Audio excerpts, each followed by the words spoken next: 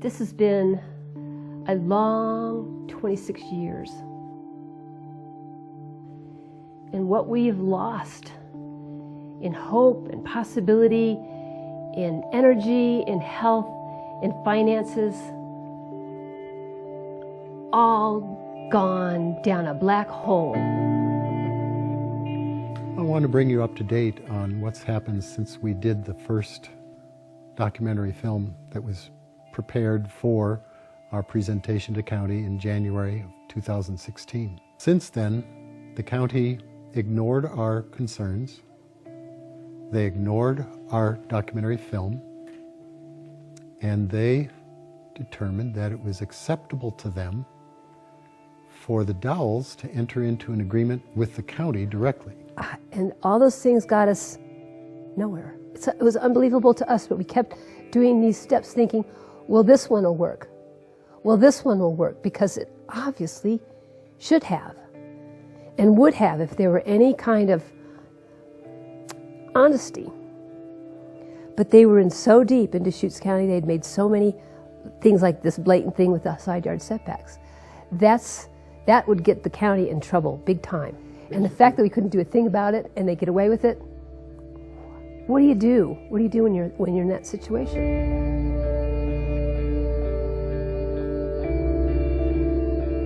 We have tried over the course of the past many, many years to make sure the county understands that there is a prerequisite for an agreement. And that is that the Dowells have to admit that it wasn't the Coons' fault that there's a problem here.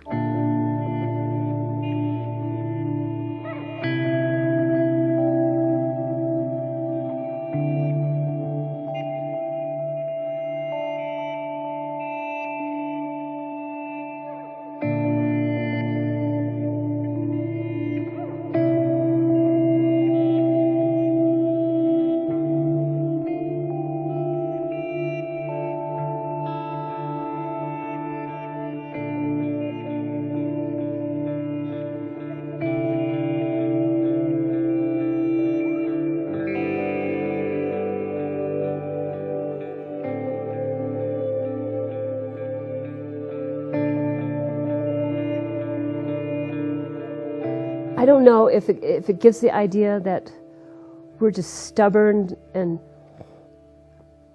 rather than trapped.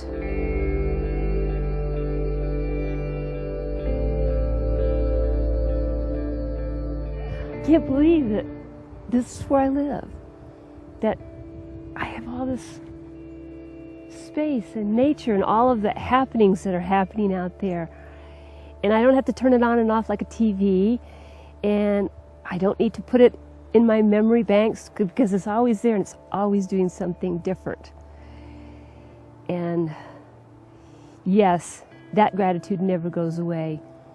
And the view never becomes humdrum or ignored. It's always, here's your gift for today. We came to this area, we'd seen it several years before when we were job hunting out here. And then when my father moved out here and we would come and stay with him bits and pieces of time, Bill really liked it a lot. He's more of a dry side person. I'm more of a water person. So it was where we decided to be in general, and then within that we had to do trade-offs. And so how far out of town we would be, how far we would have to go to get the mail. Would he be able to get the data coming in for his computers, for his job? And then there was mine, which is there has to be wildlife, lots and lots of wildlife.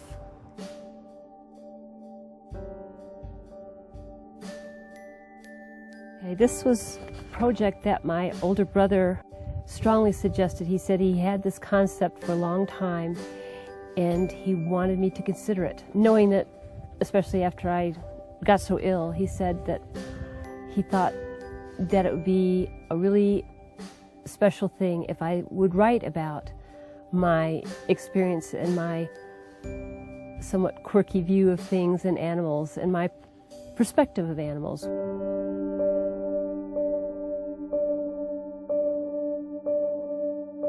He knew that I really didn't have very many options to do what I was used to doing and being out there with the animals, so he thought his idea would be that I could do this, and it would be for them too, the animals too. So I thought it's got to be in that way. It's got to be a story. It's got to be enough to bring people with me for the story, but also feel connected in a way, because I'm not going to be talking about dry stuff. I'm not going to be talking about facts and figures necessarily about the animals, or taking a position and saying this is how it is and this is how you should look at them and this is what they're like. So that's what I decided it would be my tack to take on this, and I hoped that it would work. I would also use my illustrations for it, and then I counted on it being still the voice of the animals. That was the part that was important, because we tend to think of us and them, and it really isn't.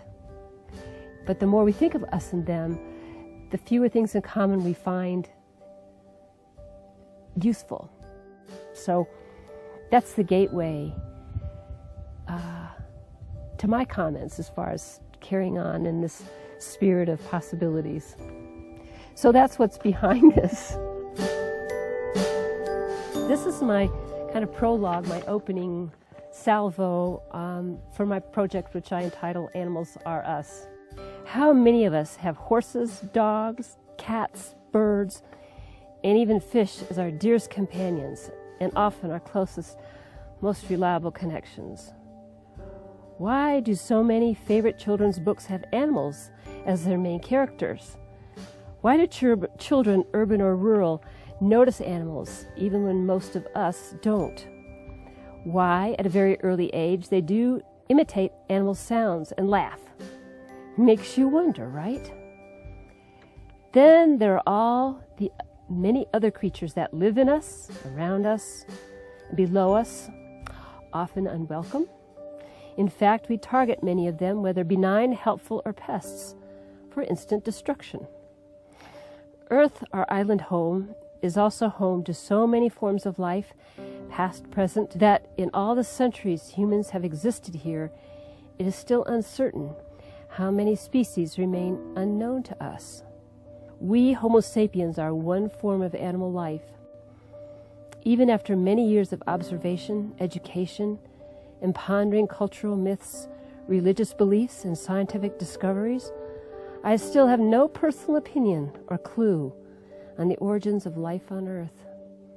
I feel, though, that whatever life is, and however it came about, is neither simple nor mundane. So, I'm on a lifelong quest, fueled by animal stories, curiosity, and a varied, sometimes impenetrable environment to see who I am, where I belong, and who or what is everything else. If you are interested, come along with me.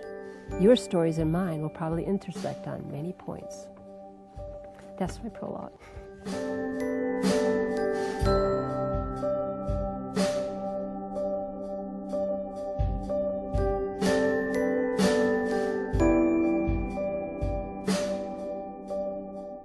The last time most people saw Lee was in August of 2015, when she was at the county building when the session in front of the magistrate judge was going on. Lee very quickly started going downhill. The pain meds were increased. She was finally accepted into hospice, and by the 15th of September, she died.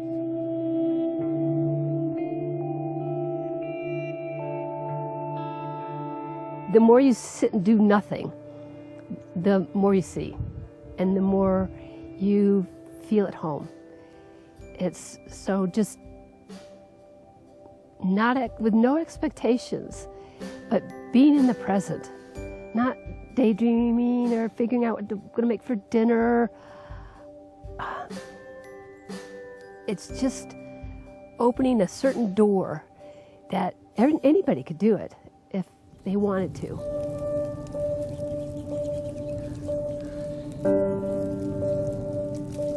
And the rewards are huge, even if you don't live in a special place.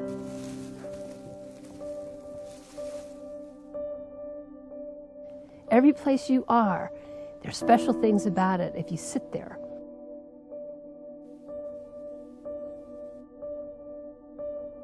Long enough and be open to that open door.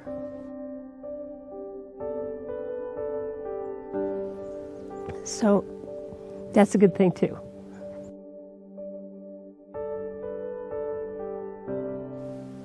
Lee's desire is for me to continue the road we've taken, and that is to make sure that the county and the Dowells understand that there must be an agreement between the Coons and the Dowells.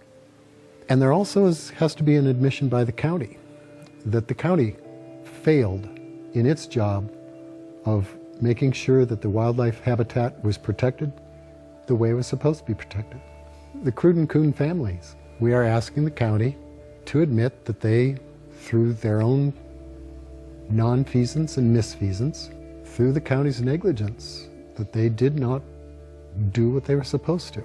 It's mixed up with that sadness from what's been happening with the county and the place down below us. It just doesn't, I try to just disconnect with that, but it's hard. And not knowing what's going to happen, if we can keep this property or not, is another issue as far as being out here on land and the way I would imagined it. We are not going to sell first. If need be, I will give my property away. I'm going to give it away to somebody who's going to make sure that the ordinances, the laws, the intent of these parcels within this cluster are treated the way they were supposed to be treated. But there were times during the time we were here that I was out here exactly the way I wanted to be, and it was the most fun I've ever had. And everything else was just so interesting than being in one place and seeing the incremental changes and coming out and seeing what's different here and who's doing what and who's coming through and are they going to let me see them? Are they going to come visit? Lee was one of those freshmen, and I kept my eye on her, saw her in one of the dining rooms, but we got to know each other at least well enough so that I could ask her if I could come over and see her in the dorm. So she said sure. So I went over, and this is back in the 60s, so back then there was this panel on the side of the wall. Somebody wanted to talk to one of the girls who was in the dorms. You had to have that upperclassman press their button. I had Lee buzzed, and I went and sat down in one of the couches. And I was expecting her to walk around in front of me. But she didn't walk around in front of me. Instead, she walked around in back, and she put her hand immediately in back of me on the back of the couch and literally jumped over the couch so that she sat down right next to me. And it's like, man, this is a woman after my heart. She was the freshman. I was with Bill, he was the upperclassman. I was just along for the sort of the ride. But that color, look at the color of that water. It's just beautiful. We just became very good friends because we had a lot of things in common. I'm in awe of, first of all, they're coming out from Ohio and they're deciding to do what they did. Hell of a risk, but boy, they had determination. It's just amazing that they were able to tackle what they did. I had three things that came to mind that I would wish for Bill. Health, number one. If you don't have your health, we just don't have a quality of life. And he experienced that firsthand with Lee. The second thing would be to have a challenge every day. It doesn't have to be a big challenge, but something to occupy his mind. The third thing is perhaps a companion, and maybe it would give him additional ways to expand himself in other areas. Those are the three things that I thought would be wonderful for him. He's my dear friend, yes.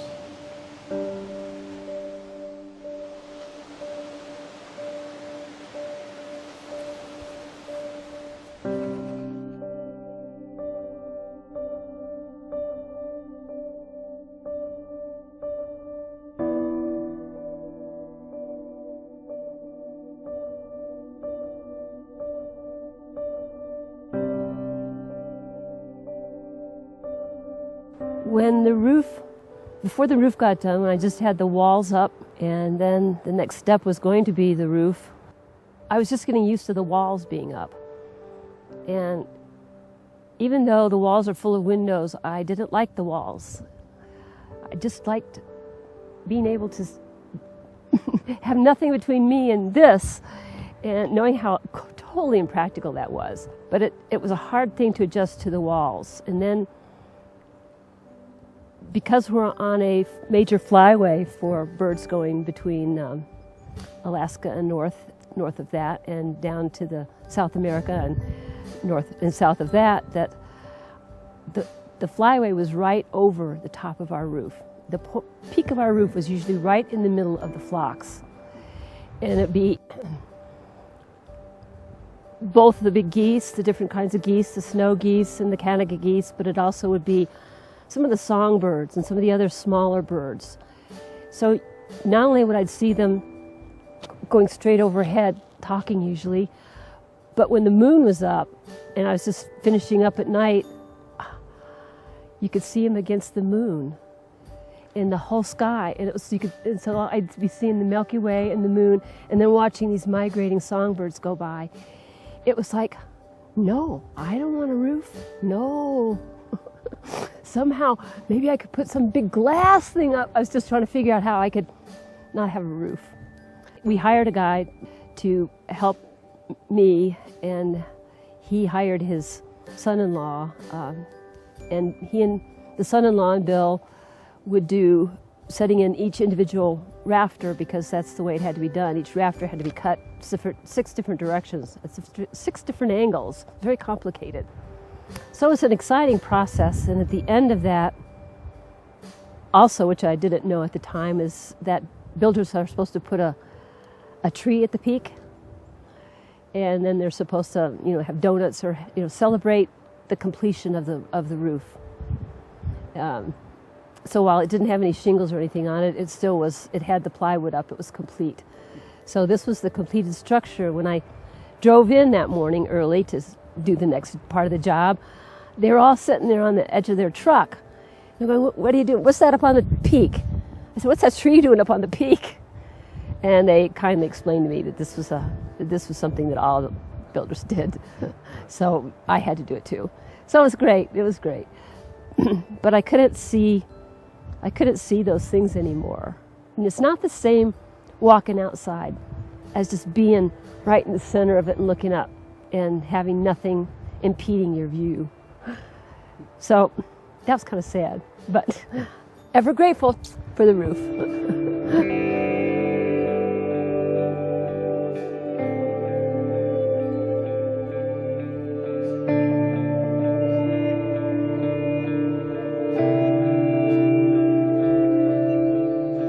Sadness, very sad, very lonely. There's a lot of people to talk to, but nobody who understands, can reflect back to me the positive way that she would reflect.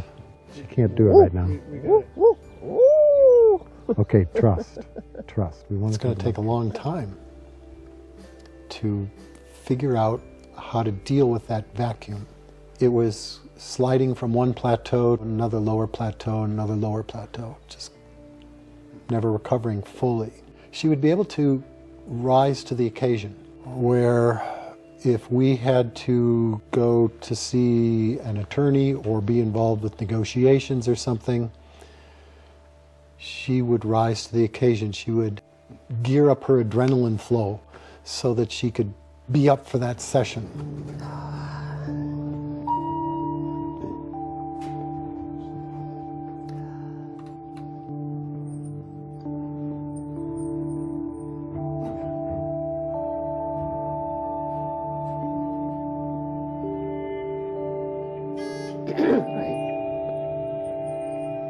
Okay, here we go.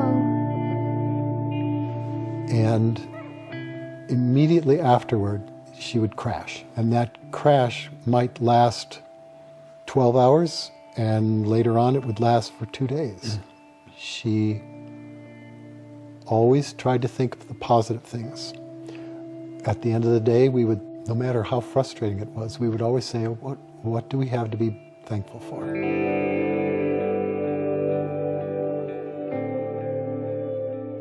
We always had something positive to say. Usually it was about each other, being able to thank the other person for giving us the smile. Okay. Have I ever called Bill grumpy? Yes, I think I have referred to his moods from time to time as being grumpy. And it is still just as sad, just as heart-wrenching. Past couple days it was difficult because I was away from home. When Rick was kind enough to get me to the hospital, there's this very nice intaking nurse. I'm not sure how to describe them, but there's a nurse before and there's a nurse after, and this is the one that was helping me get prepared. She asked me, "Are you okay?" I said, "I'm okay." What's wrong?" I said, "That chair's empty." I'm sitting up on the gurney. I'm saying, "That chair's empty." Oh, she said she knew right away what I was talking about. "Where is she?" I said, "She died recently." "Yes." "She would have been here, wouldn't she have?" "Yes."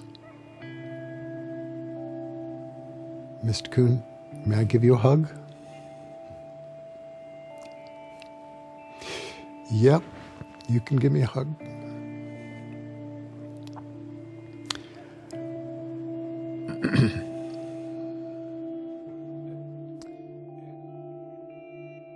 We were instructed to get communication with hospice. After Lee died, as part of their work ethic, one of the things they do is make us psychologists available. It's just I'm trying to honor what it was that Lee and I were working on and how to get to that point as quickly as possible. And being able to talk to someone about the best way to move forward, to be able to talk about and deal with the still ugly issues that we have to face, that I have to face.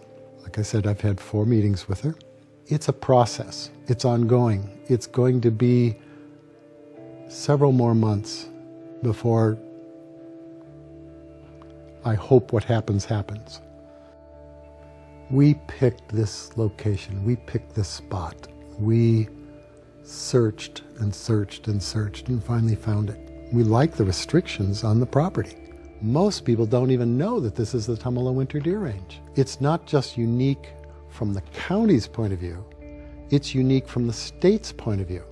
The state has what's called a wildlife area overlay that they insisted be put on this area. It is an invisible force field that says, whether there are signs or not, this is a special area. But you've got local government, state government, and federal government all saying this is a special area. No signs to say so. What we found out is that, so what?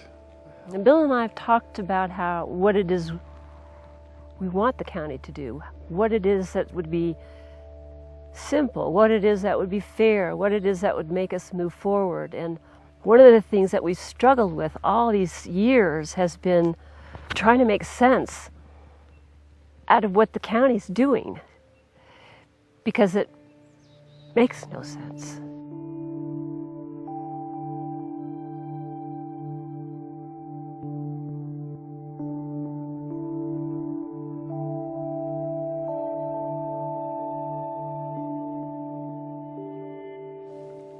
Number 12 is the communication that you sent us in response to our offer to try to find solutions. And would you please read it? You have your perspectives on the world and we have ours, and they are obviously very different. But this situation all comes down to something very simple. No piece of paper, from a signed agreement all the way down to a court order, is going to protect either party from the havoc the other could wreak if so desired.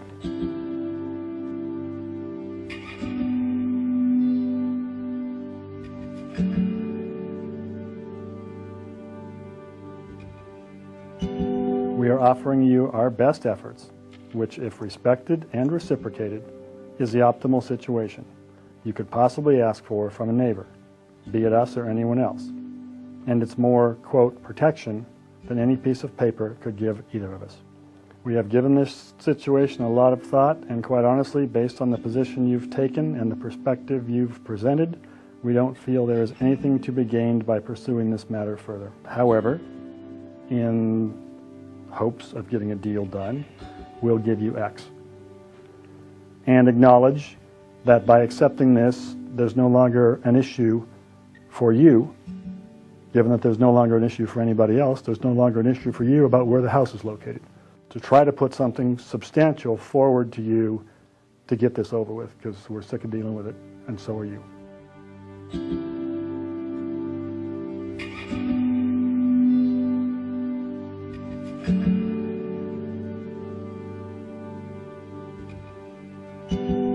There were 4 sisters and a brother, and parents, of course. We would take trips west from Ohio. We would travel west and see the wonders of the West. And I fell in love with the West.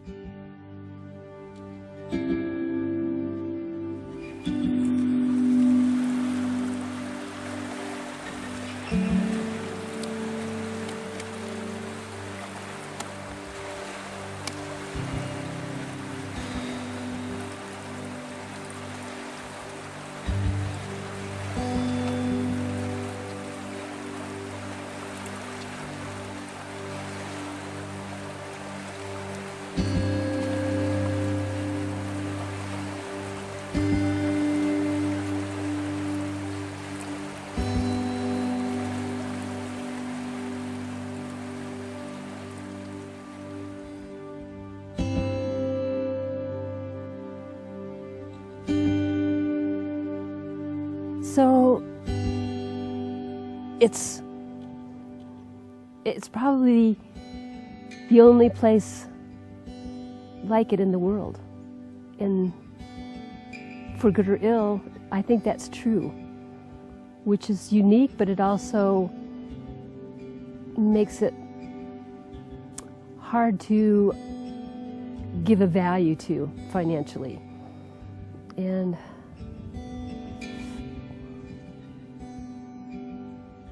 if somebody's looking to sell it, it's a negative, but everything else about it is a positive. And I know most people, they open up the door, whether they're coming in to get out of the rain or visiting us or coming here to visit, whatever their reason, they step inside the front door and they stop and they always, without saying anything else, they say, "This is beautiful.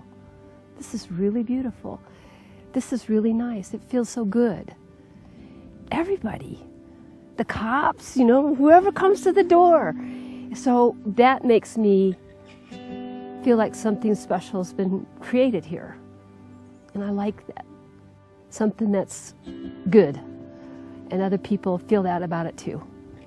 That, to me, is about the best you can get.